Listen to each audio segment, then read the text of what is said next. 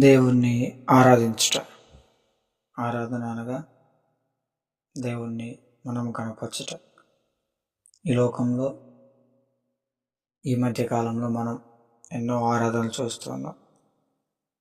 దేవుణ్ణి మెప్పించే ఆరాధన కొంతమంది చేస్తూ ఉంటే, మనుషుల మెప్పు కొరకు చేసే ఆరాధనలు ఇంకొంతమంది చేస్తూ ఉన్నారు. మనుషుల మెప్పు కోసం చేసే ఆరాధన వాళ్ళు ఏం చెప్తున్నారంటే, మేము ఏమి చేసినా దేవుని కోసమే చేస్తున్నాం, మేము ఎట్లా పాడినా, ఎన్ని గంతులు వేసినా, ఎన్ని విజిల్లు వేసినా, ఎంత అల్లరి చేసినా అదంతా దేవుని కోసమే తప్ప నాకు సొంత ఆనందం కోసం కాదు అని వారు చెప్తూ ఉన్నారు. కానీ ఇంకో వర్గం వారు, మీరు చేస్తుంది తప్పు, అలా చేయకూడదు, దేవుడు నిర్ణయించిన ఆరాధన మీరు చేస్తే అది చాలా తప్పు అని ఇంకొకరికి వాదన. మరి బైబిల్ ప్రకారము దేవుడు మనకు ఒక ఆరాధన క్రమాన్ని ఇస్తూ వచ్చిన్నాడు. మరి ఈ కాలంలో, ఈ తరంలో మనం ఎటువంటి ఆరాధన చేసి దేవుని మెప్పించగలమో, ఎటువంటి ఆరాధన చేసి దేవుని మహిమపరచగలమో చూస్తూ వద్దా. మొదటగా మనుషుల మెప్పు కొరకు చేసే ఆరాధన ఎలా ఉంటుంది అంటే, మొట్టమొదట స్టేజ్లు, లైట్లు, షోలు ఇలా ఉంటుంది. మనకి స్టేజ్ ఎందుకు కావాలి అంటే, ఎదుటివారు మనం చూడలేక ఉంటే మనం నిలబడటానికి, దాని వాక్యం ప్రకటించడానికి ఆ యొక్క స్టేజ్ మనకి పనికి వస్తుంది. అంతేకాని ఆ స్టేజ్ మీద గంతులేసి, ఆ స్టేజ్ మీద వెర్రి పనులు చేయడానికి, ఆ స్టేజ్ మీద మనల్ని మనం కనపరుచుకొని, ఆ స్టేజ్ మీద మన ఫ్యామిలీని, మనలను హెచ్చించుటకు కాదు. ఒక స్టేజ్ అనేది దేవుని వాక్యం కొరకు మాత్రమే, దేవుని నామాన్ని మహిమపరచడానికి కోసం మాత్రమే. అలానే లైట్స్, మ్యూజిక్, ఫోకస్ లైట్స్, మ్యూజిక్లు ఏం మనకు అక్కర్లా.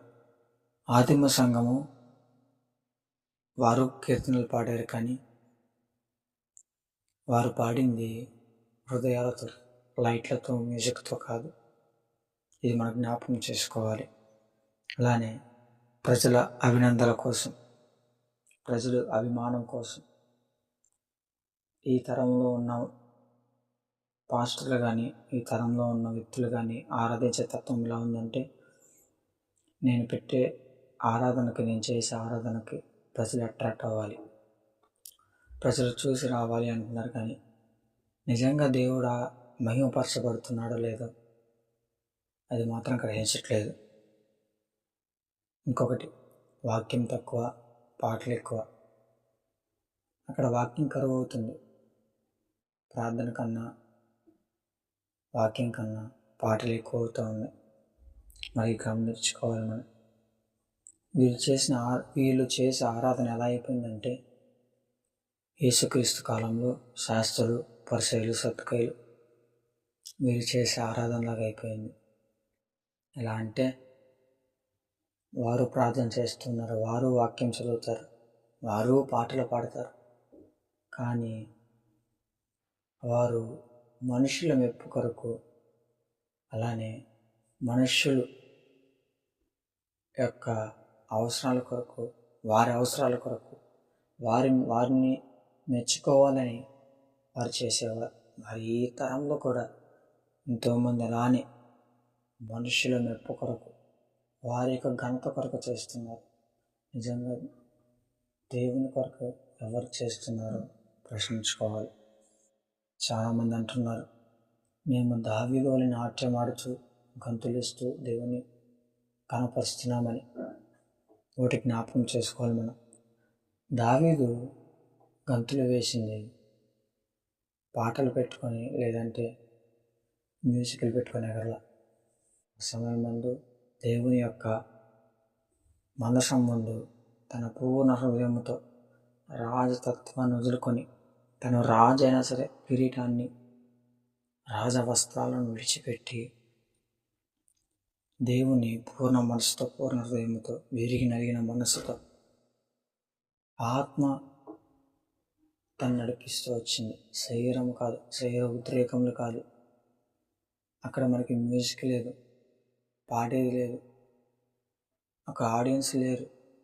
కానీ దావీదు గంతులు వేసింది ఎలా అంటే దేవుని మహిమపరచాలని. ఇంకొక విషయం ఆమోసు గ్రంథంలో మనకు చెప్తూ ఉన్నారు. ఆమోసు గ్రంథము 6వ అధ్యాయము 5వ వచనంలో, మీరు దావీదు వలె గంతులు వేస్తున్నారని పిచ్చి పాటలు పాడుతూ మీరు దేవుని నామాన్ని మహిమపరుస్తున్నారనుకుంటున్నారు, కానీ మీరు దేవుని నామాన్ని దూషిస్తూ ఉన్నారు. అన్యజనులు మీతో పాటు వచ్చి ఎగురుతూ ఉన్నారు, అది గమనించుకోండి. అలానే రెండవదిగా లేవి కాండంలో మనం చూస్తూ వస్తే మనకి అహరోను కుమారులైన నాదాబు, అబీహాలు తమ ధూపాత్రులు తీసుకొని యెహోవా మందిరమున ఆరాధన చేయడానికి వెళ్ళారు. కానీ దేవుడు నిర్ణయించని అగ్నిని వారు తీసుకెళ్ళటం వలన దేవుడు వారి అర్పణను అంగీకరించకుండా దేవుని కోపం రగులుకొని ఆ అగ్ని వారిని దహించి వేసిందని మనం లేవికాండం 10వ అధ్యాయంలో చూస్తూ వస్తాం. మరి మనం జ్ఞాపకం చేసుకోవాలి, మనం చేసే ఆరాధన దేవుని మహిమార్థమైనదో లేదంటే మనుషుల మహిమార్థమైనదో జ్ఞాపకం చేసుకోవాలి. ఒకటి, దేవుడు మనలను వేషధారులు అన్నాడు. మీరు నన్ను నోటి మాటతో స్తుతిస్తున్నారే కానీ మీ హృదయం నాకు దూరంగా ఉన్నది అని చెప్తూ ఉన్నాడు.